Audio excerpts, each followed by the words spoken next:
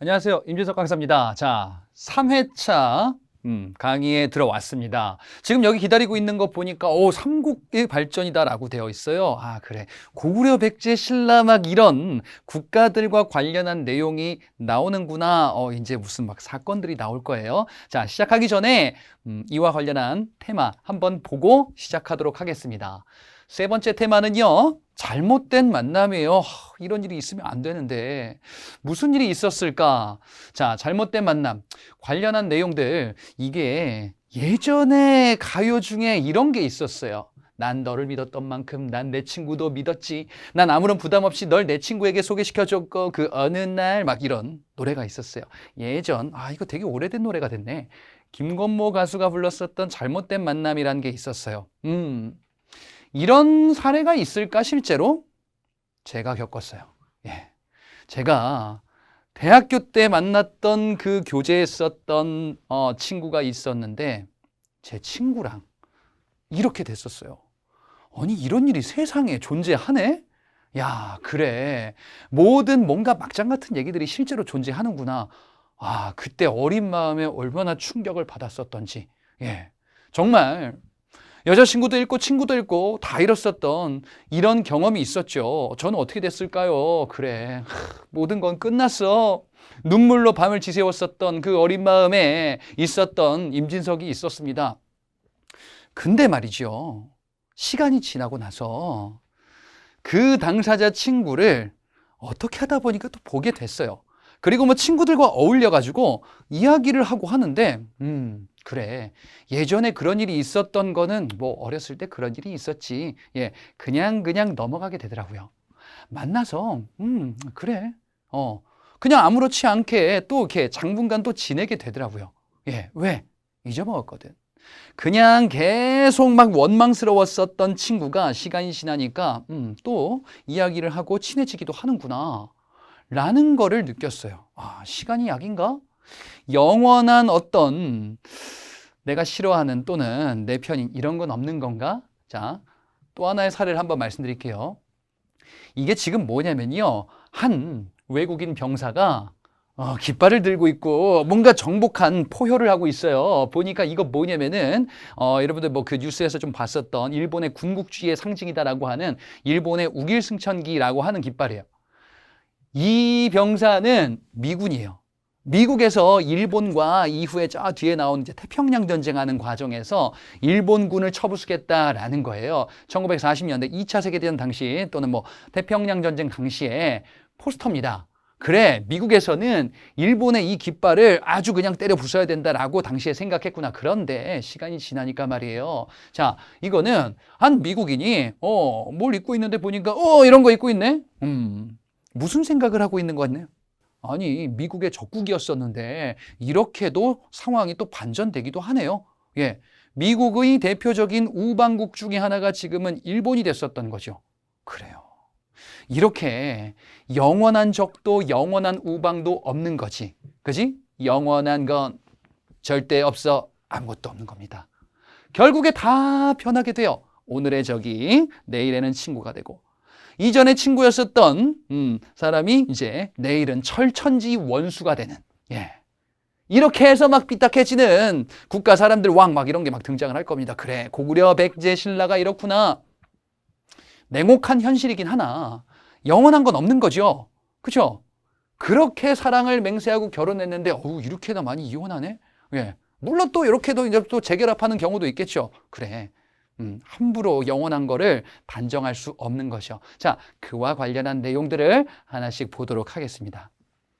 일단 첫 번째로 고구려를 보도록 할 거예요. 자, 이 고구려라는 나라가 건국된 스토리를 아주 간단히 한번 말씀을 드릴게요. 이 고구려는 부여 출신이었었던 주몽에 의해서 건국이 되는데, 자, 이 주몽이 원래 어느 사람이었었냐 앞서 간단히 언급하고 넘어갔었는데 부여에서 왔어요. 부여에서 알에서 태어난 신비로운 이런 신화로 후대에 이제 막 각색이 이제 MSG가 막 쳐진 겁니다. 자, 이 주몽이 어쨌든 부여에서 태어나는데 범상치 않았던 거예요. 정말 많은 사람들이 따르고 무리가 많았던 거예요. 그래가지고 이제 이 주몽이 안 되겠다 싶어가지고 탈출했다 그랬죠. 누구를 남겨놨냐? 처자식을 남기고 나온 거예요. 부인과 아이를 남기고 온 거야. 아이가 크면은 이런 막 모서리 있는 소나무 밑을 찾아봐. 그게 뭐예요? 찾아봐 해가지고 이렇게 암호처럼 남기고서 이제 도망친 거예요. 그리고 주몽이 누구를 만나냐? 소선호라는 부인을 만나요. 예, 과부였었어요.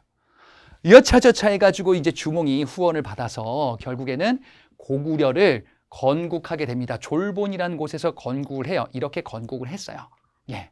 자, 고구려가 주몽에 의해서 건국이 됐는데 얼마 되지 않아.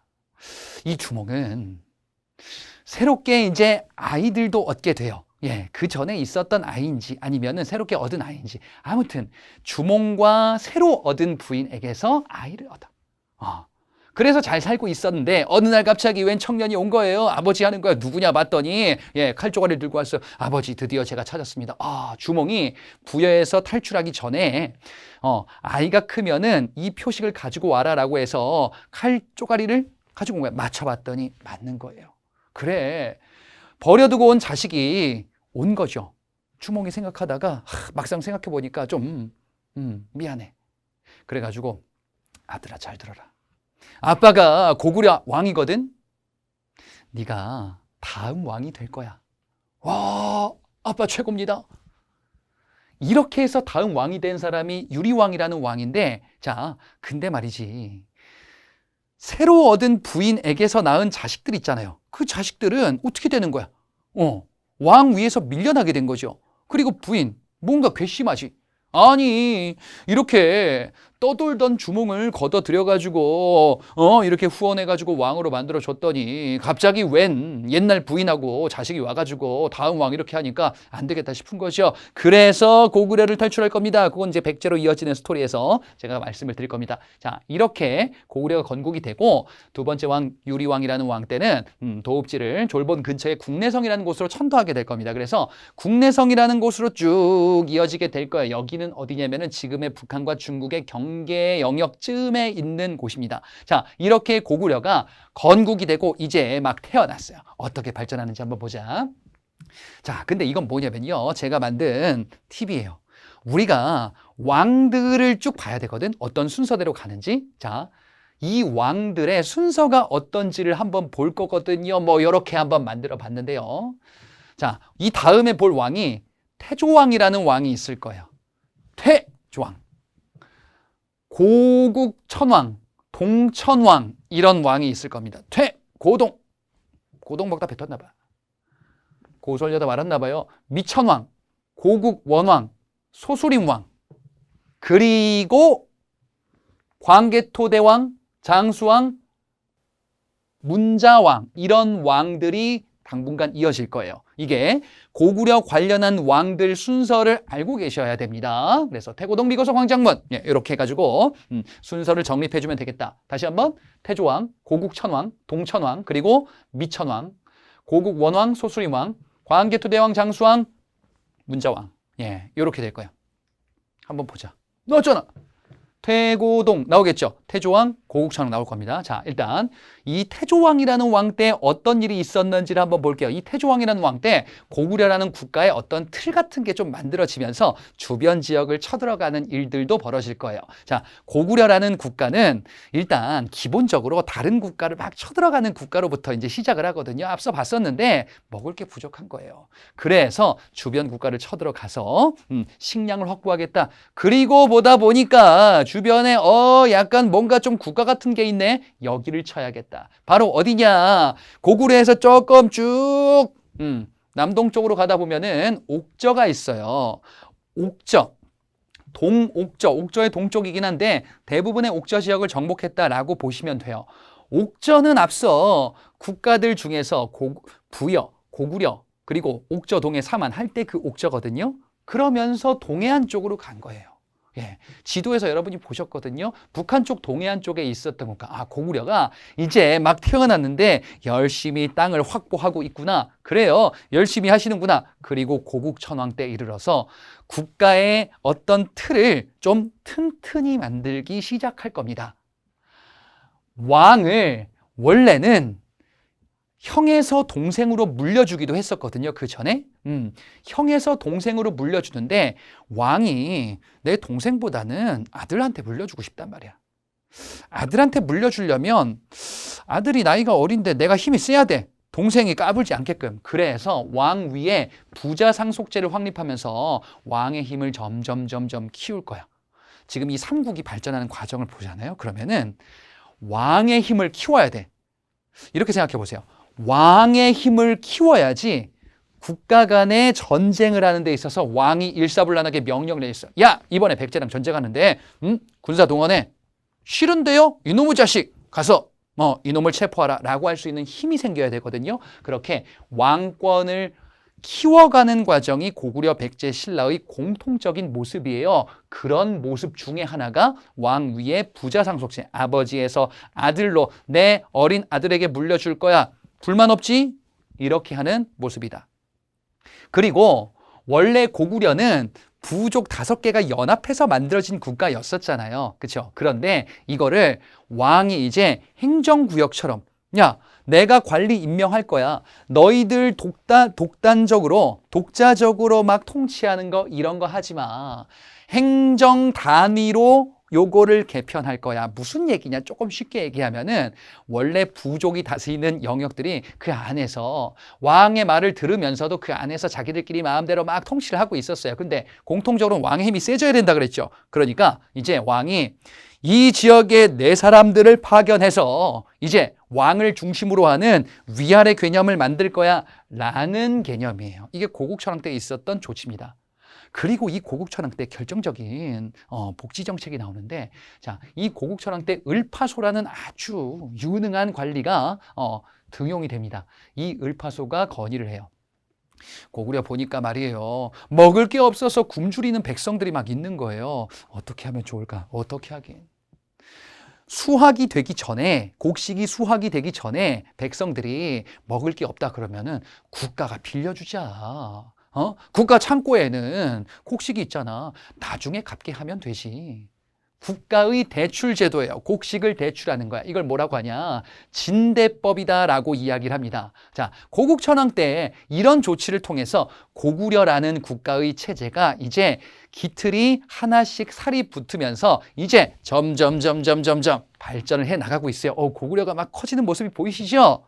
그런데 고구려가 크나큰 위기를 2번 맞을 겁니다. 첫 번째 위기. 자, 이 동천왕이라는 왕 때 중국이라는 국가와 충돌하게 되는데 일단 고구려가 막 조금씩 막 커지고 있죠. 자, 이렇게 커지고 있는 와중에 중국이라는 국가와 고구려에서 서쪽으로 가면 중국과 이제 접경을 이루게 되는데 당시 중국의 위라는 국가와 충돌하게 돼요. 당시 위나라의 관구엄이라는 사람이 군사를 막 이끌고 고구려 지역을 막 침범해요. 고구려가 이놈들과 전투를 벌여야겠다 해가지고 막 전투를 벌입니다. 그런데 어떻게 됐냐? 꽝 와장창 고구려가 크게 패배해요. 그래서 당시 왕이 동쪽까지 막 피난 가기도 하는 이런 일이 벌어집니다. 이 동천왕 때 자, 상당히 크게 고구려가 쇠퇴했구나라는 것을 알 수가 있습니다. 고구려가 막 발전하고 크다가 한번 펑! 근데 뭔가 되게 큰 게 뒤에 한번 또 있을 거예요. 동천왕 때 이렇게 고구려가 위축되었다가 다시 커집니다. 그래, 이렇게 커지는 국가 다시금 우리가 발전시켜야 돼. 주변 지역들 점령하면서 미천왕이라는 왕 때 정말 미친 듯이 막 열심히 노력한 거예요. 미친 듯이 열심히 노력할 것 같잖아, 왠지. 그죠? 이 미천왕 때 중국 쪽으로 조금 더 진출하면서 이제 서안평이라는 어떤 곳으로 영역을 확보하면서 야, 미친 듯이 영토를 확보하자. 그리고 당시 고구려 남쪽에 뭐가 있었냐면은 낭랑대방군이라는, 자, 앞서 중국 한나라가 한군현, 낭랑군을 비롯한 한사군이라는 것을 만들었다. 고조선이 멸망하고 만들어졌었던 이런 것들이 있거든요. 이게 한의 군현들, 이게 아직도 있었던 거예요. 고구려가 커지면서 여기를 쳐들어갑니다. 한반도에 중국을 다 없애버려야겠다. 중국의 식민지 영역을 없애버리겠다. 라고 해서 이제 이 지역을 쳐들어간 겁니다. 결국 고구려의 승리. 야, 다시 커졌구나, 고구려가. 미천왕 때 영역이 막 확대되고 있다라고 볼 수 있어요. 그러면서 고구려가 다시금 팽창하네요. 그래, 이제 우리 고구려는 팽창한 일만 남은 것 같아. 이렇게 앞으로 계속 발전할 거야. 삼국통일 이루고 말 거야. 과연 그럴까? 고국 원왕이라는 왕 때, 너무나 안타까운 일들이 벌어지기 시작할 겁니다. 이 고구려가 팽창하는 시기에 한반도 지금 중부지방 경기도 일대를 중심으로 하여 백제가 세력을 팽창하고 있었어요. 이 백제와 고구려는 처음에 막 사이가 안 좋진 않았거든. 근데 이 고국 원왕이 무슨 생각하냐면은 내가 이전에 미천왕 때처럼 영토를 확장하고 싶어요. 그래서 어떡하냐? 주변으로 막 영역을 확장해 나가요. 그런데 말이에요. 선비족이라는 북쪽의 이민족이 고구려를 막 쳐들어오는 거예요. 그리고 고구려는 이 지역과 충돌을 벌여요. 어떻게 됐냐? 여기서 완전히 대패해요. 선비족이 세운 전연이라는 국가, 이 국가와 충돌해서 고국 원왕이 대패해요. 너무 막 분에 찬 거예요. 아니 내가 말이야 고구려의 왕인데 영토를 확장해야 되는데 안 되겠다. 봤더니 남쪽에 누가 있어? 백제가 있는 거야. 그래, 백제랑 전쟁해가지고 이 지역을 확보해야겠다. 어떻게 됐냐? 당시 백제 근초고왕, 매우 중요한 왕이고 이따가 볼 거예요. 이 근초고왕이 고구려를 같이 공격을 해요. 고구려와 백제가 충돌을 벌이기 시작합니다.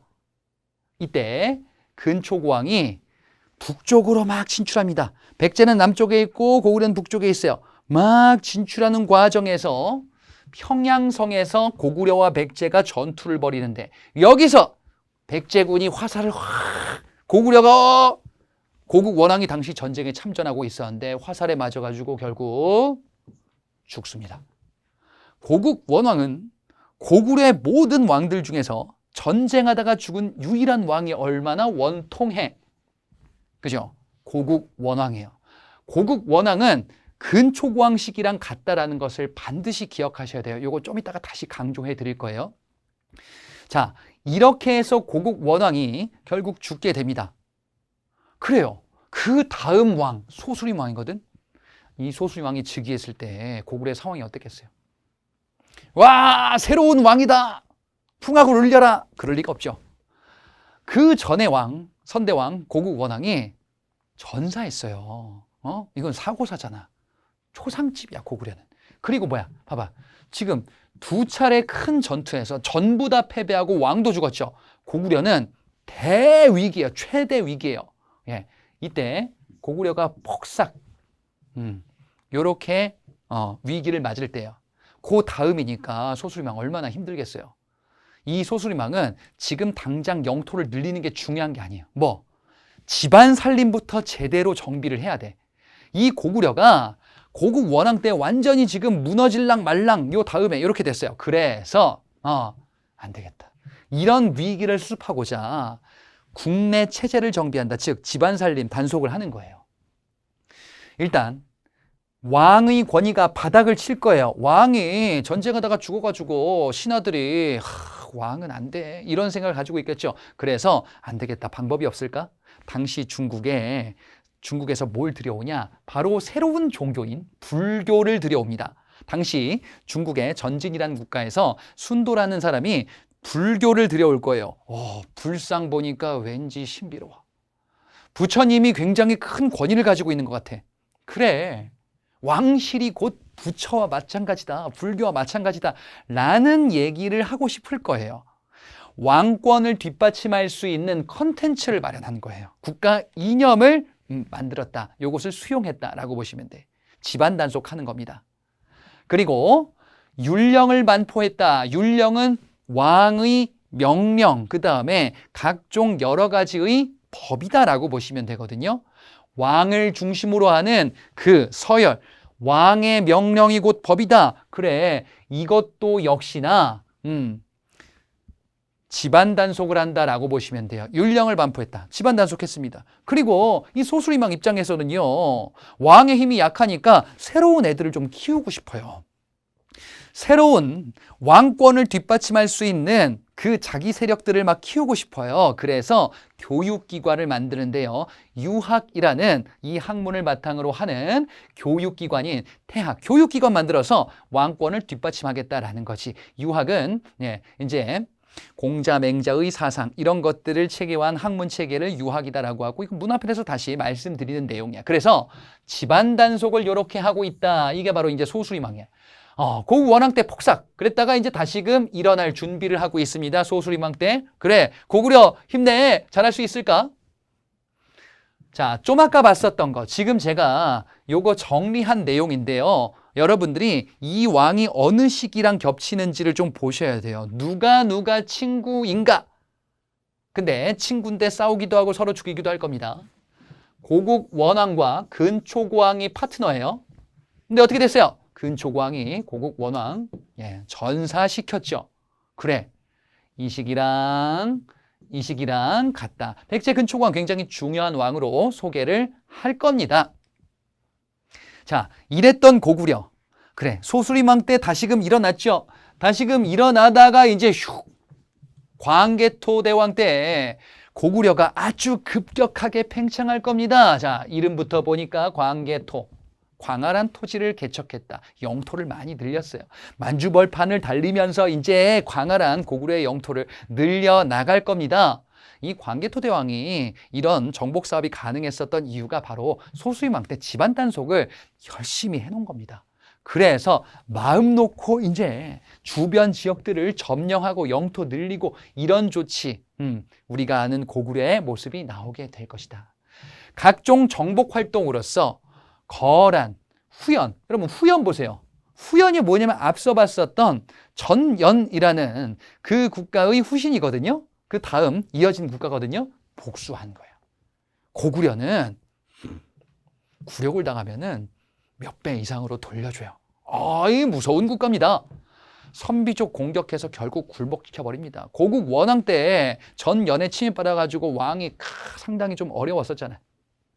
그리고 여러 이민족, 주로 만주 일대, 만주다라고 하면은 한반도 북쪽의 그 광활한 영역을 보통 대개는 의미를 합니다. 자, 이런 지역들을 정복하면서 영토를 확보해 나갑니다. 그리고 문제의 백제,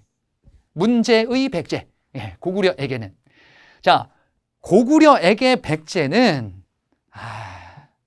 너무너무 복수하고 싶죠.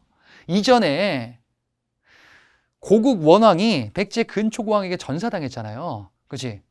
고구려 사람들은 이때 백제만 생각하면은 백제 이것들 우리가 복수하고 말 거야 라는 생각을 가지고 있어요. 광개토 대왕 때에는 백제에 대해서 복수를 하려다가 반만해요. 왜? 이분은 이쪽에 관심이 더 많았던 거예요. 자, 백제에 아신왕이라는 어떤 왕이 있는데 이 왕을 공격해가지고 백제의 영역을 어느 정도 뺏어옵니다. 백제의 초기 중심지는 한강 쪽이거든요. 한강 이북, 한강 근처까지 백제를 압박하는 거예요. 그러니까 백제 도읍지 근처까지 왔어요. 근데 백제가 굴욕당하는 거는 아직 좀 더 있어야 돼요. 백제를 치긴 했는데 완벽하게 제압은 하진 않았어요. 광개토대왕께서는 다른 데 관심이 좀 더 있으셨나 보다. 이러던 와중에 광개토대왕에게 SOS가 옵니다. 도와주세요, 광개토대왕. 누구냐? 저는요, 신라의 왕입니다. 신라가 구원 요청을 하는 거예요. 신라가 도와달래요. 신라에 무슨 일이 있었냐? 자, 신라에 당시 일본 쪽에서 당시는 왜라고 불렸거든요. 왜군이 침입을 한 거예요. 당시 신라의 왕이 누구냐? 내물마립간이라는 왕인데 이 왕 기억하세요. 뒤에서 다시 말씀드릴 거예요. 신라에 왜가 침입한 거예요. 신라가 왜군을 막다 싸우다가 큰일 났어. 이러다가 신라 이제 막 걸음걸이 시작하는데 망하게 생겼어. 도와주세요, 광개토 대왕. 원군 좀 보내주세요. 원군 보내주시면 제가 무릎을 꿇겠습니다. 광개토대왕이 그래, 왜군은 내가 제압하겠다 라고 하여 신라에 침입한 왜를 격퇴하기 위해서 원군을 보내준 겁니다. 우리 광개토대왕은 신라까지 간 거예요. 그래서 어떻게 됐을까? 왜군을 열심히 격파했어요. 왜군이 이제 광개토대왕 군대에 패배를 합니다. 그들이 어디로 피신했냐? 금간가야라는 곳으로 피신합니다. 가야도 있었구나. 고구려, 백제, 신라 삼국뿐 아니라 가야도 있어요. 가야 얘기해서 볼 건데 가야의 당시 중심이 금관가야라는 곳이에요. 이 금관가야라는 이 가야, 왜군이 광개토대왕 군대의 공격을 받아서 이들이 이쪽으로 피신한 거예요. 광개토대왕 군대 어떻게 할까요? 신라에 침입한 왜를 격퇴했는데 금강가야까지 쫓아가는 거야. 왜군을 우리가 격파한다. 왜군이 여기서 아휴 다행이다. 이제 고구려 군대를 추격을 쫓아내다 했는데 저쪽에서 확 말발굽 소리가 나. 으악! 여기까지 가서 왜군을 격파합니다.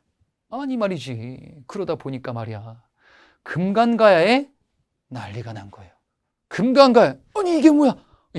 고구려 광개토대왕 군대가 막 온 거예요. 금강가야가 이때 이 일을 계기로 크게 쇠퇴할 겁니다. 자, 이 모든 것이 광개토대왕 시기와 관련한 내용입니다. 이 광개토대왕은요, 당시에 연호라는 걸 처음 씁니다. 자, 지금 광개토대왕 보세요. 여러분이 광개토대왕이라면은 우리 고구려에 대한 자부심이 어깨가 막 이렇게 막 올라가지 않을까? 그치? 제 어깨 좀 올라갔나요? 이렇게 될 것 같아. 왜? 고구려가 지금 영토를 어마어마하게 들리고 신라도 지금 밑에 두고 있잖아요. 왜군도 격파했잖아. 금강가야도 그렇고 백제는 손을 조금만 봤죠. 우리가 세상의 중심이다. 연호라는 거는 매년 세는 단위의 이름이에요. 예전에는 지금 2000 몇 년 이런 단위가 있기 전이거든요. 그래서 중국에서 연호라는 걸 만들면은 보통 주변에서 그걸 써요. 근데 고구려가 생각한 거야. 아니 우리 중국보다 셀 것 같은데? 영락이라는 연호를 광개토대왕 때 써요. 한국사 최초의 연호예요. 야, 우린 중국 거 안 써. 우리가 만들었어. 그게 뭔데? 영락이야. 그게 뭔데? 올해는 영락 1년, 올해는 영락 2년, 영락 3년 이렇게 이름을 붙여서 하는 거야. 자주성. 중국과 우리는 봤을 때 대등하다. 야, 우리 고구려 잘 나가잖아. 이런 거 얘기하고 싶은 겁니다, 지금. 그죠? 이 고구려가 이렇게 지금 잘 나가고 있네요. 더 잘 나갑니다. 자, 일단 광개토대왕 누구와 만나나 한번 볼까요? 여기 있다. 원군을 보내줬죠. 그리고 어떻게 돼요? 금간가야. 금간가야가 쇠퇴한다라는 것도 봤었죠. 이게 다 광개토대왕시구나. 광개토대왕은 고국 원왕 이후에 있어요. 그래서 뭐야? 태고동, 미고소, 광장문 이렇게 봤잖아. 요 내용들을 익숙하게 할 수 있으면 되는 겁니다. 그 다음에 장수왕 때. 광개토대왕 때 영토 확보한 거 여기서 까먹나요? 아니. 더. 장수왕은 고구려 최대 전성기예요. 진짜? 자, 이 장수왕은요. 이제 타겟을 명확히 합니다. 광개토대왕 때에는 만주 지역의 영토를 많이 확보하자였었는데 복수해줘야지. 고구려 입장에서는요. 어디? 백제. 왕을 죽였잖아. 고국 원왕을 죽였잖아요. 그래서 한반도 남쪽으로 가겠다라는 생각을 갖게 돼요. 평양으로 도읍을 천도합니다. 원래는 국내성이었었죠. 국내성에서 평양으로 도읍을 천도합니다. 평양은 한반도 내에 있어요. 국내성은 중국 쪽에 있어요. 북한과 중국의 경계선인데 지금 중국 영역에 있어요. 남쪽으로 내려온 거야. 왜? 남쪽을 치려고. 고구려 남쪽에 뭐가 있냐? 백제가 있거든요. 그렇구나. 남쪽으로 가겠다. 진출하겠다. 남진 정책이에요. 장수왕의 타겟은 백제인 것 같아. 그래. 백제 어떡하지? 백제의 초기 도읍지가 한성이라는 곳이고 이게 지금의 서울 쪽이에요. 한성을 공격합니다. 공격해요. 백제가 고구려의 군대를 방어하기가 좀 버거운 것 같아. 열심히 싸우는데 당시 왕 계로왕을 사로잡습니다. 한성을 포위해서 함락시켜요. 백제 도읍지를 먹어버린 거야. 그리고 당시 왕이 도망가는데 도망가는 게로왕이라는 왕을 잡습니다. 어떻게? 고구려라면 복수해줘야 되지 않을까? 그죠? 앞에 고구 원왕 죽었잖아. 여기서 뭐예요? 사로잡아서 죽입니다. 백제 큰일 났네? 괴로워! 어떡해? 장수왕의 파트너가 되는 겁니다. 이 장수왕 때 게로왕을 전사시키게 되고요. 그리고 아버지 광개토대왕의 업적을 추모하기 위해서 비석을 만들기도 하니 광개토대왕릉 비, 여러 가지 내용들이 담겨 있을 겁니다. 이게 고구려 최대 전성기 장수왕입니다. 그래요? 이렇게 됐다. 잘 보세요. 고구려 국내성. 원래 도읍지였다가 남쪽으로 도읍지를 천도한 거예요. 그리고 요 위례성이라고 되어 있는 게 한성의 다른 표현이기도 하거든요. 자, 이게 원래 백제의 도읍지였었는데 장수왕의 군대가 막 남하하는 겁니다. 백제는 도읍지를 뺏기고 왕도 죽고 야, 이거 큰일 났다. 이거 멸망하겠네. 장수왕 때 최대 영토를 확보하는 기반을 마련하게 된 거예요. 고구려 최대 전성기, 고구려 장수왕 때인데 이때 큰 피해를 봤었던 거는 백제죠. 괴로워 죽겠어, 게로왕. 자, 요걸로 한번 연결해 볼까요? 장수왕의 파트너. 일단은 게로왕이 있습니다. 죽었다. 근데 요 왕들도 전부 장수왕의 파트너예요. 그거는 백제 얘기할 때 좀 말씀을 드릴게요. 게로왕이 죽었구나. 그래, 이때가 고구려 최대 전성기다 라는 것을 알 수가 있죠. 문자왕이라는 왕 때는 장수왕 다음인데 이 장수왕 다음에 문자왕. 장수왕 때 확보해놓은 영토에서 조금 더 붙일 거예요. 그래서 최대 영토입니다. 장수왕 때가 최대 전성기고요. 여기서 조금 더 나아갔다 정도로 보시면 됩니다. 그랬다가 요 사이에 중요한 왕이 없는데 요 사이에 무슨 일이 생기냐? 고구려가 이제 크게 쇠퇴할 거예요. 왜 그러냐? 백제와 신라가 다시 힘을 키우거든. 그래서 고구려한테 한강 유역을 다시 빼앗을 거야. 장수왕 때 확보했었던 영토의 상당수를 뺏길 거예요. 그래서 신라가 결국 먹게 되는 얘기가 뒤에 나올 건데요. 신라를 공격합니다. 우리가 다시 이전 장수왕 때의 그 영토를 확보하겠다. 이때 사람이 누구냐? 여러분 다 알 거예요. 바보 온달. 바보 온달과 평강공주. 실존 인물이야? 실존 인물이에요. 온달이 고구려의 장수로서 용맹하게 싸웁니다. 이전 장수왕 때 영토를 다시금 되찾겠다 이렇게 전쟁을 열심히 막 하고 몇 개의 성을 빼앗기도 했는데 결국 전쟁터에서 전사합니다. 부인인 평강공주가 펑펑 울겠죠. 그죠? 이게 장수왕 이후에 고구려에 해당하는 내용이에요. 그리고 이 시기 때 역사서를 편찬하기도 하거든요. 신집이라는 역사서를 편찬해서 고구려 역사를 정리하기도 합니다. 이렇게 고구려 역사가 쭉 가고 있습니다. 자, 다음에 백제 얘기를 보도록 하겠습니다. 우리가 봤었던 내용이랑 겹치는 것들이 좀 있을 겁니다. 자, 일단 여러분 고구려 건국과 관련한 주몽 얘기 잠깐만 다시 떠올려 보세요. 주몽이 부여를 탈출하기 전에 첫 자식을 남기고 왔는데 나중에 그 칼조가리 표식을 들고 왔잖아요. 그렇지? 그런데 말이지 고구려 주몽은 이미 세 부인과 자식들이 있었어요. 근데 부여에서 버려두고 온 자식이 온 거예요. 주몽이 어떻게 해요? 부여에서 버려두고 온 자식을 후계자로 삼죠. 이 얘기를, 이런 모습을 보니까 주몽의 새로운 부인, 선을 넘는 것 같은데 우리 남편? 옛날 부인도 왔어. 살고 있는데 옛날 부인이 온 거예요. 그 다음에 옛날 자식이 온 거예요. 아니 이게 무슨 막장 드라마야? 근데 거기까진 참았어. 주몽이 예전 자식을 후계자로 삼아요. 여기서 이제 우리 남편 아니다. 같이 못 만나겠다. 결국 여기서 안 되겠다 싶어가지고 자식들과 함께 남하할 겁니다. 어디에 정착하냐? 지금의 서울 쪽 인근에 정착을 해요. 그게 바로 자식 중에 하나였었던 온조가 세운 백제가 됩니다. 원래는 십제였다가 나중에 백제가 될 겁니다. 그게 여러분 앞서 봤었던 삼한 중에서 마한의 일부로 시작하는 거야. 되게 조그만 동네로 시작했다가 백제가 점점 커질 겁니다. 그러면 백제는요, 어디서 왔어요? 부여, 고구려. 여러분 부여에서 고구려, 백제가 한 흐름이에요. 이게 우리 민족의 기원 중에 하나예요. 이렇게 됐었던 거지. 그렇지?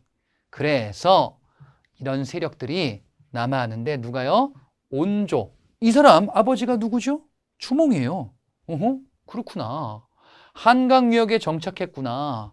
그래서 지금의 서울 쪽 초기 도읍지가 한성이라는 곳이에요. 그래. 지금의 서울 경기도 일대를 중심으로 하여 시작을 한 거야. 그러면서 세력을 주변 동네들을 막 정복할 겁니다. 그리고 백제가 이제 조금씩 커지게 될 거예요. 자, 백제 얘기 왕을 한번 볼게요. 곡은 침 묻은 거네. 비계에 문 독성 있어. 삼겹살 먹다 그랬나 봐요. 무성의하게 이렇게 얘기해도 돼? 너무하네. 고이왕, 근초고왕, 침류왕, 아신왕, 비우왕, 계로왕, 문주왕, 동성왕, 무령왕, 성왕 이렇게 있을 거예요. 다시 온조왕 다음 이후의 얘기들이에요. 고이왕, 근초고왕, 침류왕, 아신왕, 비우왕, 계로왕, 문주왕, 동성왕, 그리고 무령왕, 성왕 요 정도를 일단 봐주시면 되겠습니다. 고근침, 비계문동, 고근침, 비계문동, 무성 이렇게 두 문자로 한번 보자. 처음에 고이왕입니다. 처음 왕은 아니고 뭔가 나라의 어떤 틀 같은 거를 나라답게 처음에 이제 정비를 했었던 왕들을 중심으로 먼저 보는 거거든요. 자, 이 고이왕 때는요, 백제가 이제 마한 지역의 최고 우두머리가 될 거야. 자, 백제는 삼한 중에 마한의 여러 조그만 동네들 중에 되게 조그맣게 시작한 거예요. 마한의 영역들 중에서 뭐 구멍가게에서 처음에 시작한 거예요. 그랬다가 이게 점점 커져. 구멍가게에서 시작해가지고 대형마트가 된 거예요. 그 시작점이 바로 이때요. 자, 원래 마한의 제일 우두머리는 목지국이라는 국가가 있었는데 이 국지국을 때려눕힌 겁니다. 백제가 마한 지역의 최대 국가로 떠오르게 되면서 이제 주변 지역 한강유역 일대를 점점 점령해 나가면서 지금의 서울 경기 일대로 중심으로 세력을 막 확대해 나가는 겁니다. 그리고 백제는 제도 시스템을 먼저 만들어요. 이건 고구려보다 좀 빨랐었는데 뭐냐, 율령과 관등을 정비하게 될 거야. 자, 율령은 뭔지 봤죠? 삼국의 공통점은요, 왕의 힘을 키워야 돼. 그치? 이거 처음 시작되게 했잖아요. 왕의 힘을 키워야지 이거를 바탕으로 주변 지역을 국가 병력을 동원해가지고 막 쳐들어가는 거거든요. 율령은 왕의 명령 체계, 법 체계예요. 이걸 정비했구나. 그리고 관등제라는 거는 관리 등급이다라는 뜻이거든요. 뭐 공무원 급수 같은 거 생각하시면 됩니다. 이 얘기는 뭐냐? 왕을 중심으로 하는 밑에 관리들의 등급, 서열들을 정리한 거예요. 왕을 중심으로 하는 서열을 쭉 정비하면은 어떻게 되겠어요? 왕의 명령이 체계적으로 전달되겠죠. 백제가 세력도 확대하면서 집안 단속도 처음부터 잘 해나가고 있구나. 고구려는 집안 단속을 나중에 크게 쇠퇴한 다음에 했었잖아요. 백제는 이때 이미 하고 있었구나라는 겁니다. 백제의 우두머리 관직들의 좌평이라는 관직들이 있어요. 백제의 관리 체계에서 우두머리 관직의 이름, 좌평이라고 부릅니다. 자, 이런 것들을 고이왕이라는 왕 때 정비하는. 그러면 이때는 영토를 확보하면서도 한편으로는 이제 시스템을 정비하는 겁니다. 집안 단속들 할 수 있는 살림살이들 정비하는 거예요. 그리고 머지않아 백제 최대 전성기가 올 겁니다. 이 근초고왕이라는 왕은 왕권을 강화하기 위해서 부자상속제를 확립해요. 앞서도 고구려에서 잠깐 봤었거든요. 부자상수 때 뭐 고국천왕 때 얘기를 했었는데요. 이것도 마찬가지예요. 왕의 힘을 키우기 위해서 백제가 집안 단속을 어떻게 막 늘려가고 있어요. 그러던 와중에 마한 지역의 여러 지역들을 정복합니다. 이전 고이왕 때는 마한 중에서 힘이 제일 셌었는데 이제 마한 지역을 백제의 영토로 만드는 거야. 막 쳐들어가는 겁니다. 여기가 이제 지금의 충청도, 전라도 일대 이런 데들을 막 점령하는 거예요. 영토를 마구마구 늘립니다. 그리고 이렇게 늘리는 와중에 북쪽으로 막 가다 보니까 어라? 고구려가 세력을 뻗치고 있어요. 고구려가 뭔가 씩씩 하면서 남쪽으로 세력을 확대할 거야. 자, 누굴까요? 고국 원왕이죠. 앞서 봤었다. 평양성을 공격하는 와중에 고국 원왕과 충돌한다라고 봤었어요. 그래서 어떻게 됩니까? 고국 원왕 죽죠. 앞서 봤던 그거구나. 그러면서 백제는 경기도를 넘어 북한 쪽 일부 쪽으로 이제 황해도 일대까지도 진출하게 되는 겁니다. 이 근초고왕 때 영토가 점점 늘어나네요. 그러면서 백제는 다른 데도 관심이 있었어요. 야, 우리 한반도만 말고 저기 바다 건너서 중국, 일본 이런 데서도 좀 놀자. 한국인은 국제적으로 놀아야지. 이런 생각을 하셨던 것 같아. 중국의 요서, 산둥이라는 지역, 일본의 규슈이라는 지역. 자, 지도를 한번 볼게요. 백제가 고구려 평양성을 공격하죠. 여기서 누가 죽어요? 고국 원왕이 죽죠. 그리고 마한 지역으로 세력을 확대하면서 한편으로는 야, 중국 지역으로 가자. 요서, 산둥이라는 일대로 이렇게 진출하게 됩니다. 그리고 일본의 규슈, 이런 지역. 그래서 중국, 일본 지역으로 진출하면서 이제 해상 세력으로서 백제 하면은 이 강력한 해상 세력, 해상 국가라는 이미지가 강한데, 자, 그게 바로 이 근초고왕 시기와도 사실 관련이 있다라고 보시면 되고요. 자, 당시 이 일본 이 지역은 우리나라보다 아직 문물 발달, 문화 발달이 좀 더딘 지역이었었거든요. 당시 근초고왕이 외의 왕에게 우리가 이런 걸 만들 수 있거든. 너희들 말이야. 너희 왕에게 이것을 하사하마. 라고 하여 내렸었던 게 칠지도라는 거예요. 칠지도라는 칼을 내리게 되거든요. 이렇게 생겼습니다. 칠지도는 가지가 7개예요. 6개인데요. 가운데까지 해가지고. 이렇게 나뭇가지처럼 이렇게 생긴 이런 칼을, 이건 이제 낡아서 이런 모습이고요. 이 복원한 모습 보면 대단합니다. 이런 명검의 모습, 이것을 이제 외왕에게 하사하면서 백제 최전성기의 모습을 이렇게 유물로도 확인할 수 있겠다. 자, 이렇게 백제가 잘 나갔으니까 이거 기록하고 싶겠죠. 당시에 역사서 서기라는 것을 고흥이라는 사람을 시켜서 백제의 역사를 정리해서 우리 백제가 이렇게 크고 있다 라는 것을 정리를 할 겁니다. 이게 백제 근초고왕 때다. 자, 한번 체크해 볼게요. 백제 근초고왕 때 파트너가 누구죠? 원통해. 이렇게 봤었죠? 그치? 백제 전성기였었다. 그리고 고구려가 상당히 피해를 입었었구나. 물론 요건 이후에 바뀌게 되는구나. 침류왕이라는 왕은요, 근초고왕 조금 뒤에 왕인데 고구려가 불교를 수용했다라는 것을 앞서 봤었죠. 그거 조금 뒤야. 백제도 불교를 수용하자. 불교를 수용해가지고 왕실의 권위를 뒷받침하려고 했었던 겁니다. 동진의 마라난타란 중국에서 온 거예요. 불교를 수용하고 공인하게 될 겁니다. 이렇게 해서 백제가 잘 나갔었는데 좀 이따 무슨 일이 생기냐? 아신왕이라는 왕이 있거든요.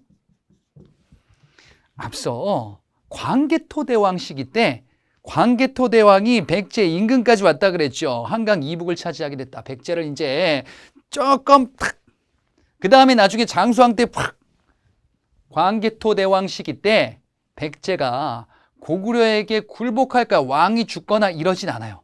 뭔가 백제가 이제 고구려와 역전돼 가는 시기예요. 그리고 드디어 나왔다. 이 아저씨, 장수왕. 이 장수왕 말이에요. 평양에 천도하네요. 남진 정책하네요. 타겟이 뭐야? 백제죠. 백제가 이때 느낌이 쎄한 거야. 이러다가 큰일 날 것 같아. 안 되겠다.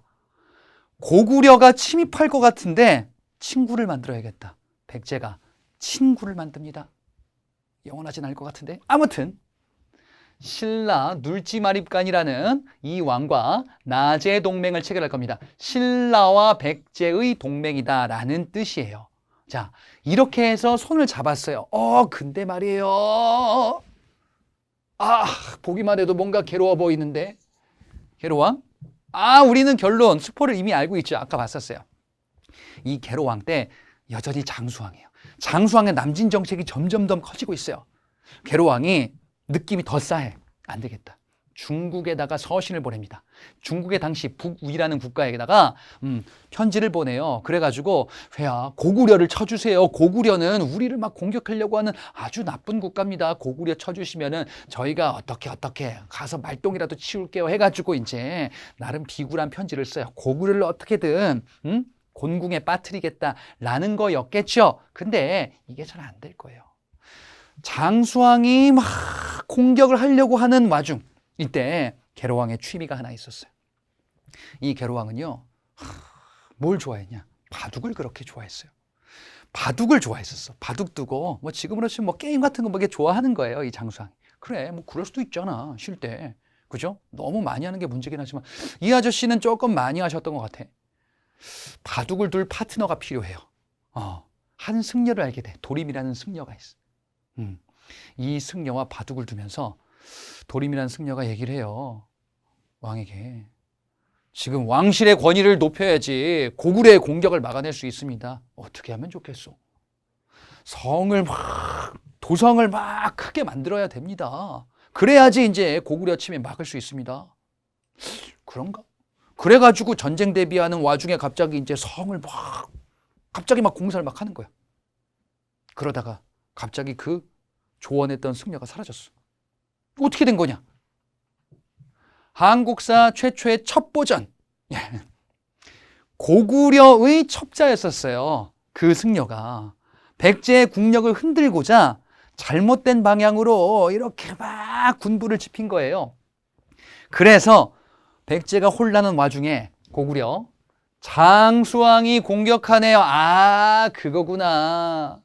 도읍지 한성이 함락됐어요. 그래서 어떻게 됐어요? 계로왕이 큰일 났다. 괴로워 안 되겠어. 도망 막 가다가 잡힌 거야. 그래가지고 이제 죽었죠.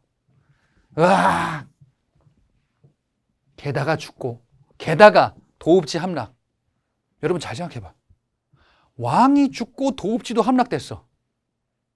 선생님, 그럼 망한 거 아닙니까? 거의 멸망 직전이에요. 왕족들 일부가 탈출한 거야. 그래서 백제 남쪽으로 간 거예요. 자, 그 다음 얘기는 좀 이따 말씀드리고 일단 장수왕의 공격을 받아서 계로왕이 죽었다라는 거 봤었죠. 그래, 계로왕의 아들 문주왕이에요. 이 사람이 탈출한 거예요. 그래서 어디로 가냐? 지금 충청도 일대 공주지방 여기로 피신한 거야. 웅진으로, 당시 웅진이라고 불렸었는데 여기로 도읍지를 옮깁니다. 근데 말이에요, 자, 백제의 상황 좋을까요? 여러분이 문주왕이야. 얘들아, 충청도 지역의 귀족들 잘 들어라. 내가 아버지 계로왕의 뒤를 이어서 왕의 즉위해서 나에게 충성을 다하라라고 할 수 있을까요? 아니야. 지금 왕실은 난장판이 된 거예요. 왕 죽었잖아. 그죠? 그래서 수습하려고 하다가 죽어요. 피살되는 거야. 동성왕이라는 왕 때도 상황이 좋지가 못해요. 문제는 뭐냐? 아직도 장수왕이야. 장수왕의 파트너들이에요. 여러분, 장수왕은요 98세까지 살아요. 아직도 안 죽어. 장수왕은 98세. 이게 옛날 98세면 지금 거의 기네스북이에요. 거북이야, 거북이. 죽지를 않아. 이 장수왕 계속 장수왕. 백제는 큰일 났어. 이거 어떻게 하면 좋아? 그래서 동성왕이라는 왕 때 신라와의 관계를 끈끈하게 맺을 거예요. 자, 여기 한번 다시 볼게요. 당시 앞서 비유왕과 신라와 동맹, 나제 동맹을 맺었다라는 거 봤었거든요. 동성왕 때 소지마리간이라는 왕과 이제 혼인 관계를 맺는 거예요. 신라 귀족의 딸과 백제, 동성왕이 혼인을 맺는 거예요. 그래서 관계를 끈끈하게 하는 건지 신라와 결혼 동맹, 신라와 사돈 관계처럼 맺는 거예요. 그러니까 백제가 고구려에 대항하기 위해서 어떻게든 발버둥 치고 있는 겁니다. 그랬다가 장수왕이 죽어요. 그리고 백제는 이제 한숨을 돌립니다. 그리고 백제가 이제금 다시금 기지개를 조금씩 펼 수 있는 시점이 옵니다. 무령왕이라는 왕이에요. 이 무령왕은 이전의 백제, 요 앞에 백제, 장수왕 때 백제는 너무너무 눈물겨웠죠. 도읍지를 상실하고 이사해가지고 진짜 온갖 고생을 다 하고 있었어요. 예, 왕실은 무너지고 막 왕들도 일찍 죽고 막 이런 일들이 계속 반복되다가 인제 자리를 잡은 거예요. 자, 이 무령왕 때 그래서 어떻게 하냐? 이제 왕을 중심으로 하는 지방에다가 내 사람들을 파견하겠다. 즉 왕실의 힘을 높이겠다라는 거예요. 이게 뭐냐? 22담로예요. 22개의 담로라는 행정단위를 만들고 왕실이 왕의 사람들을 파견하는 거야. 그럼 뭐냐? 야, 너희들 말이야, 이제 왕한테 개기지 마. 왕한테 막 이렇게 저렇게 저항하지 마. 왕권을 흔들지 마. 라는 거죠. 왕족을 파견하는 겁니다. 이게 무령왕 때 집안 단속을 다시 하는 거예요. 그리고 중국과도 친밀하게 지내면서 중국 당시 남조의 양이라는 국가와 교류하면서 이제 이 나라의 문물도 수용을 하면서 백제가 내실을 다지고 다시금 이제 조금씩 회복해 가고 있어요. 그러다가 이제 백제가 새로운 전기를 맞이하게 될 겁니다. 지금 여러분들이 보시는 이 그림은요, 중국 남조의 양이라는 국가와 교류했다 그랬죠. 이 국가에서 외국에서 오는 사신들을 그린 양직공도라는 거거든. 외국의 사신들을 그림을 그려놨어요. 중국이. 이게 백제 사신이에요. 예. 백제 사신이 그림에 있다라는 것은 중국과 백제가 나름대로 교류했다라는 이 증거를 보여주고 있죠. 이게 언제요? 무령왕 때다라고 보시면 되겠습니다. 자, 이 백제가 드디어 이제 상처가 거의 아물었어. 상처가 거의 아무니까 뭐 해야 될까? 복수해야지. 누구? 고구려. 고구려한테 너무너무 크게 당했었잖아요, 백제는. 도읍지도 빼앗기고 왕도 죽고 그래, 다시금 복수를 하고 싶어요. 자, 당시 성왕은요, 도읍지를 바꿉니다. 이전의 백제 도읍지는 이렇게 됐었죠. 한성이었었다가 그랬다가 어떻게 바뀌냐? 웅진으로 피신했죠. 한성이었었다가 한성이 함락되고 웅진으로 피신했었죠. 피신하다 보니까 여기는 거의 산자락 같은데요. 야, 이거 통치하는데 터가 좀 불리한 거예요. 안 되겠다. 그래, 조금 더 넓은 곳으로 가야 되겠다. 사비로 천도합니다. 이 사비는요, 웅진에서 천도한 거예요. 여기가 어디냐면 지금의 부여 땅이에요. 네. 충청도 일대에서 다른 충청도 일대로 넘어간 겁니다. 그러면서 도읍지를 천도하면서 이제 새롭게 이사해서 이제 백제의 국력을 더욱더 팽창시키자. 나라 이름도 이때 잠깐 바꿉니다. 우리는 말이야, 남부여다. 이게 뭐냐면요, 남쪽의 부여라는 뜻이거든. 이게 뭔 소리입니까, 갑자기? 왜 백제가 남쪽의 부여야? 여러분, 백제의 기원으로 거슬러 올라가면은 뭐가 있죠? 고구려가 있죠. 백제 세운 시조 온조의 아버지가 주몽이었잖아. 근데 고구려에서 거슬러 올라가면 뭐가 있죠? 부여가 있잖아. 주몽이 부여에서 왔잖아요. 그러면 백제의 기원과 기원으로 쭉 가면은 부여가 있는 거예요. 이때는 부여가 완전히 멸망한 이후거든요. 우리는 부여를 계승한 국가다. 부여를 계승한 국가는 고구려, 백제 이렇게 있는 거잖아요. 근데 성왕은 얘기하는 거야. 고구려? 우리가 진짜야. 우리가 부여를 계승한 남쪽의 부여야. 고구려와 대항해서 우리가 더 좋은 국가다라고 얘기를 하고 싶은 거야. 성왕의 머릿속에 뭐가 있는 거야, 지금? 고구려에 대한 복수. 얘들아, 우리는 남쪽의 부여야. 자부심을 가져. 우리가 진짜 부여의 후손이야. 저 잘못된 부여의 후손들 고구려를 쳐부수자 라고 얘기하는 거야. 그러면서 관청도 정비하고요. 22%. 요거는 앞서 봤었던 무령왕 때 22담로랑 헷갈리시면 안 되거든요. 요거는 중앙의 여러 조직들을 만든 거예요. 그리고 지방의 행정 단위를 이렇게 정비하기도 합니다. 자, 앞서 무령왕 때 22담로라는 지방의 행정 단위를 설치하고 요거를 정식으로 개편하는 겁니다. 예, 수도를 5부로, 지방을 5방으로 이렇게 개편하기도 할 겁니다. 그리고 일본에 영향을 끼치기도 하면서 불교를 전해주기도 하는 시기, 성왕 때 정말 집안 단속도 하고 국력도 모으고 불교도 전해주고 되게 바쁘죠. 자, 이렇게 가고 있었던 성왕 드디어 결심합니다. 뭘 결심하냐? 고구려를 쳐야겠다. 백제의 친구 쭉 이어졌죠. 누구야? 신라예요. 그래서 신라와 연합할 거예요. 이게 백제와 신라의 동맹관계가 쭉 이어지고 있었잖아요. 그래서 신라와 연합하여 누구를 치는 거야? 고구려를 치는 거야. 고구려를 공격합니다.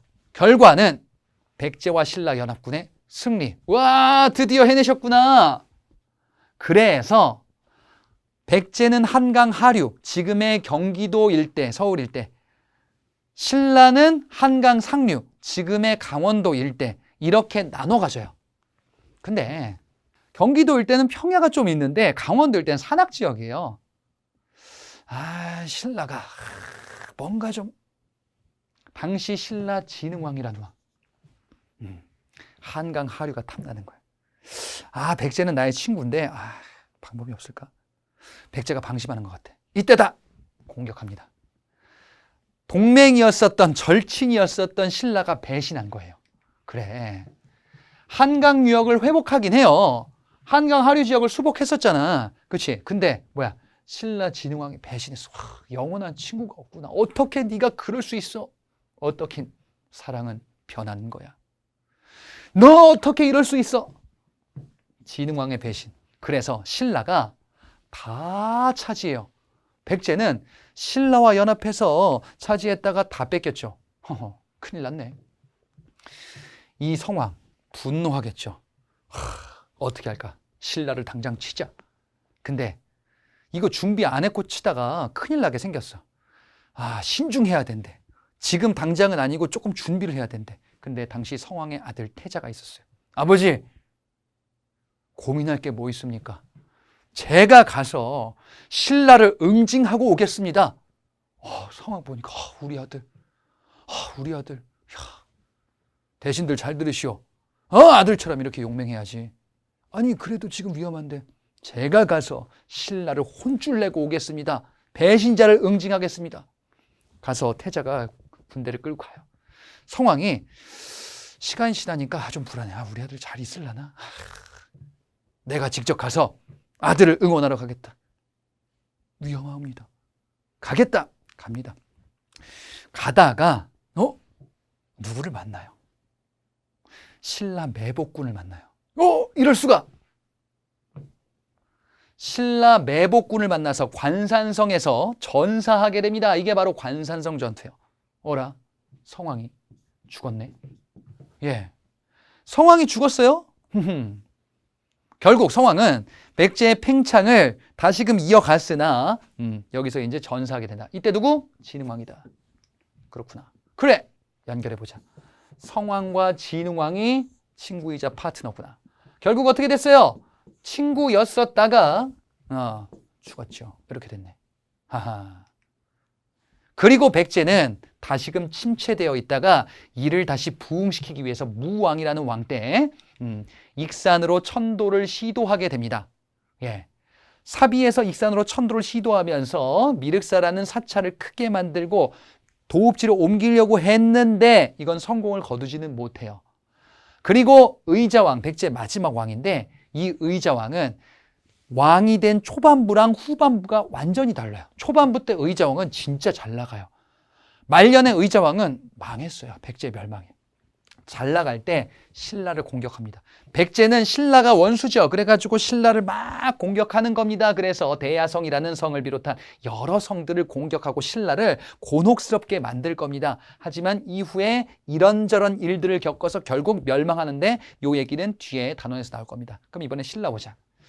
자, 이 신라는 경주 일대를 중심으로 하여 여러 세력들이 연합하는데 박혁거세라는 사람이 아래서 태어납니다.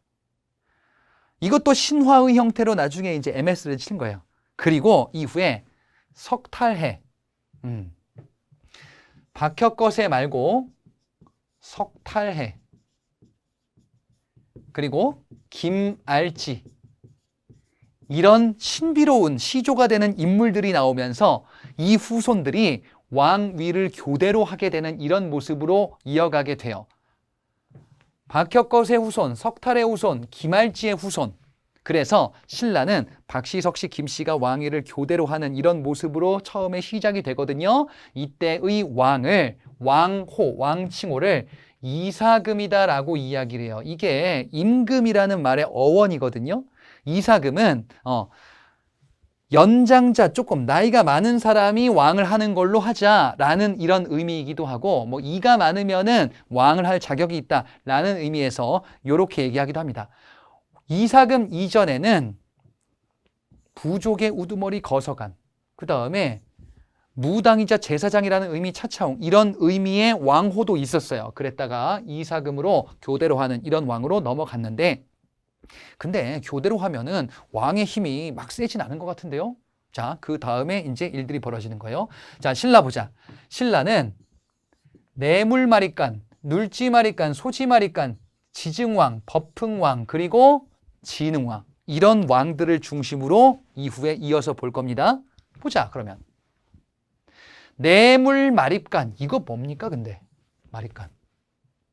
자, 신라의 왕호는 그 전에 뭐였었냐면요, 이사금이다 이렇게 불렀었죠. 이게 바뀐 거예요. 이사금은 왕을 교대로 하는 거거든. 근데 마립간은, 여러분 마립간은 조금 친하지 않을 수도 있는데, 이 단어가 칸, 이거는 어디선가 들어봤죠. 징기즈 칸, 그거랑 어원이 비슷하다라고 해석하는 경우도 있어요. 칸, 징기즈 칸 이런 거 떠올려 보세요. 그러면은 되게 힘센 군주 같죠. 그래, 왕을 교대로 하는 게 아니라 내가 다 할 거야. 내가 아들에게 이렇게 막 물려주기도 할 거야. 우리 성씨가 왕위를 독점하게 될 거야. 마립간이라는 걸로 왕권이 강화된 거예요. 넘보지 마라. 누가? 김씨들이.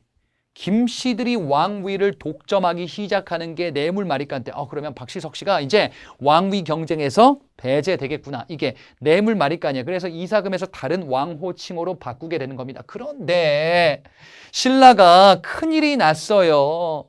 뭐가요?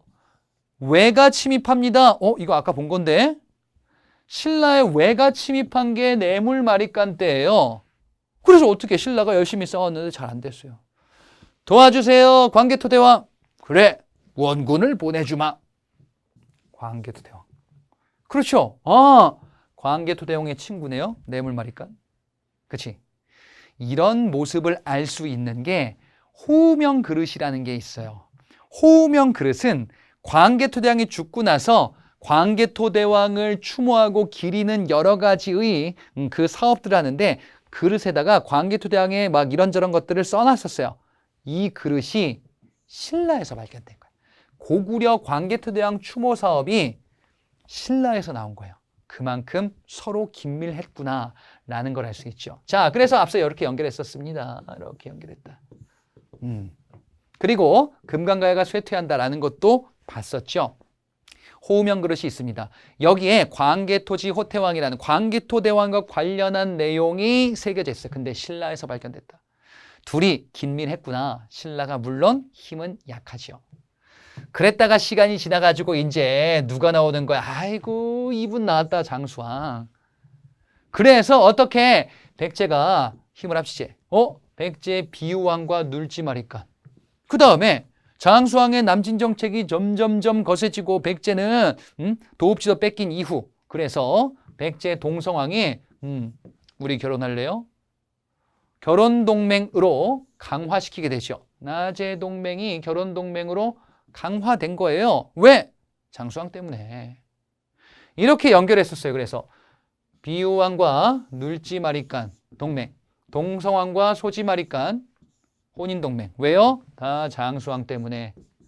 우리 끈끈하게 가자. 근데 뭔가 바뀌겠죠? 자, 신라가 이제 조금씩 커지는 시점이에요. 지증왕이라는 왕 때는 나라 이름 왕호 새롭게 개편할 거예요. 이분은 이름 덕후예요. 신라로 이름을 정하고요. 원래는 사로국이다라고 했었는데 신라 새롭게 사방을 망라하자라는 뜻이기도 해요. 마리깐이 아니라 중국식 왕칭호를 쓰기도 합니다. 이게 지증왕이라는 왕 때예요. 그래, 국가를 다시금 새롭게 발전시키자. 그리고 사람을 죽여서 묻는 순장 또는 산채로 묻는 이런 순장 이런 게 사람 죽이면은 일할 사람 없다. 예, 이렇게 금지하기도 하고요. 그 다음에 우경은 가축의 노동력을 활용하기도 하는 거거든요. 자, 그러면서 우경은 앞서도 있었는데 우경을 열심히 해서 우리 생산력을 높이자. 이 지중왕 때 영토를 확장하기 위한 시도랍니다. 바로 어디냐? 본격적인 한반도 내라기보다는 바다 건너 우산국, 울릉도, 독도 일대 여기를 지중왕 때 정복합니다. 본격적인 정복은 조금 있어야 되는 것 같아요. 그러면서 여러 가지의 정책을 취했었던 게 지증왕이다. 지증왕 때는 그러니까 신라의 어떤 그 모습 이런 것들을 만들면서 영토 일부도 확대하고 몇 가지 정책도 같이 했구나. 이 버풍왕이라는 왕 때는요. 신라의 여러 가지 체제와 제도들을 싸그리 밀렸던 것들을 전부 다 할 거예요. 자, 이 버풍왕 때 병부라는 부서를 설치하거든요. 이거 병사할 때 병이에요. 국방부 같은 거예요. 병부라는 것을 설치하고요. 군사력을 강화해야겠다. 그래, 여기서 뭔가 하려나 봐, 신라가. 상대등이라는 직책을 만들면서 국가의 체제, 관리 체계 이런 것들을 정비해 나가는 거예요. 그리고 버풍왕은 왠지 법과 관련 있는 왕 같죠? 그 법은 아니긴 한데 일단 그 법으로 이해하시면 돼요. 율령, 그죠? 법과 제도, 왕을 중심으로 하는 이런 명령 체계를 정비하는구나. 관리들도 공무원 복장들을 통일하면서 이 서열들을 만드는 거예요. 정점에 왕이 있다는 것이. 그러면서 한편으로는요. 버풍왕 때 연호도 쓰면서 신라가 새롭게 커지고 있다는 것을 좀 보여주고 싶어요. 이 버풍왕 때 어떤 일이 있어요. 자, 이 버풍왕의 버풍이라는 게 사실은 이 법이 그 법이 아니고 불법이란 뜻이에요. 불교란 뜻이에요. 신라는 왕실의 권위를 높이기 위해서 왕권을 강화하고 싶어. 왕권을 강화하고 싶은데 근데 불교를 제대로 공인하지 못했어요. 사실 불교는 이전에 들어왔는데 귀족들이 반대했었어요. 그래서 어떡하냐. 불교를 공인하기 위해서 고민하고 있었는데 당시에 이차돈이라는 승려가 저의 목을 치세요. 신비로운 일이 있을 겁니다. 그래. 반대하는 귀족들 앞에서 이차돈 승려의 목을 칩니다. 하얀색 피가 푹 뿜어져 나와요. 아니 이게 어떻게 된 거야? 예, 물론 몇 가지 MSG 조치 같은 걸 취했겠죠. 그래서 불교를 공인하는 계기로 삼습니다. 자, 이게 이런 그림인데요. 이차돈 머리가 잘렸는데 이게 뭐가 나오죠? 하얀색 피가 나오고 있는 거예요. 물론 뭔가의 조치를 취했겠지. 뭐 이것저것 발랐겠죠. 그치? 이렇게 어렵게 불교를 공인하게 됩니다. 이렇게 신라가 막 커지는 와중에 가야 일대가 요동치기 시작해요. 금간가야라는 가야. 이미 광개토대왕의 원군으로 피해를 봤었던 금간가야인데 이 금간가야가 이때 많이 침체됐어요. 신라에게 항복합니다. 그냥. 금간가야가 버풍왕 시기 때 신라로 들어와요. 자, 이 시기에요. 지금 지증왕, 버풍왕. 그 다음에 진흥왕이 기다리고 있죠. 진흥왕. 앞서 봤었어요. 자, 진흥왕은 백제 성왕과 연합하죠. 아, 둘이 파트너구나. 그래, 여기까지는 괜찮았었어요. 한강 상류, 백제는 한강 하류. 한강 하류가 탐나네. 그래서 뺏었죠. 성왕이 막 쳐들어오네요. 사로잡아서 관산성 전투에서 성왕을 사로잡고 죽이죠. 그렇지? 그리고 또 하나의 이야기가 숨어져 있어요. 성왕이 진흥왕을 살아있을 때 진흥왕 신라를 응징하러 갈 때 가야 지역에도 얘기를 했거든. 가야 얘들아, 신라 배신자 응징하러 니들도 힘을 보태라. 아, 어떡할까? 가야가 백제 편에 섰다가 백제가 신라한테 대패했어. 신라가 얘기하는 거죠. 이 가야 이것들 감히 백제 편에 붙어 대가야를 정복해서 가야 연맹 자체가 해체될 거예요. 신라의 최전성기로 가는 거예요. 그리고 고구려 일대 일부까지 진출합니다. 지도 한번 볼게요. 신라가 한강 상류를 먹었다가 백제가 먹은 한강 하류가 탐나요. 먹어버립니다.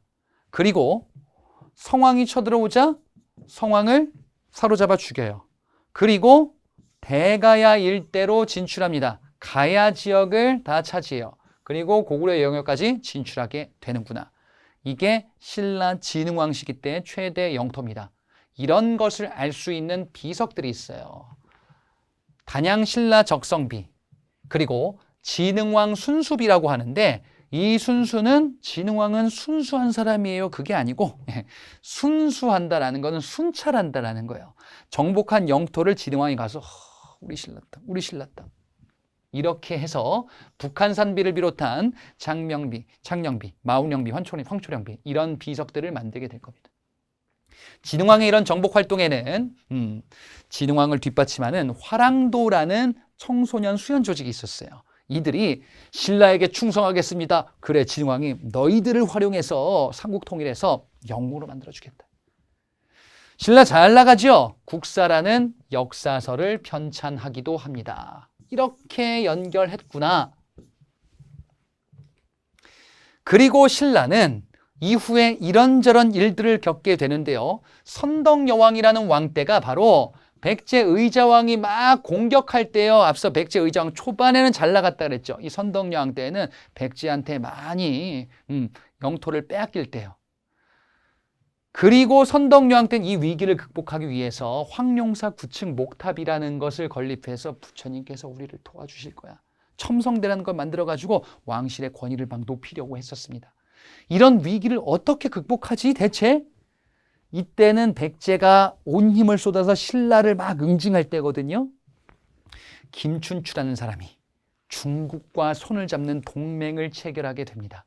자, 요거는 신라 선덕여왕 때 첨성되고요. 바로 이제 나당 동맹을 체결하게 되는 이런 모습을 통해서 신라가 삼국 통일로 향하게 될 거예요. 자, 이렇게 내용들을 중심으로 고구려 백제 신라가 열심히 다툼을 전개하면서 한편으로는 자신들의 그 영역을 확보하려는 노력, 배신자도 있고 응징도 있고 이런 모습도 있었네요. 자, 결국 이제 이후에 어떻게 되는지는 그 다음 단원으로 넘어갈 건데 문제는 요 다음 강에서 진행하도록 하겠습니다.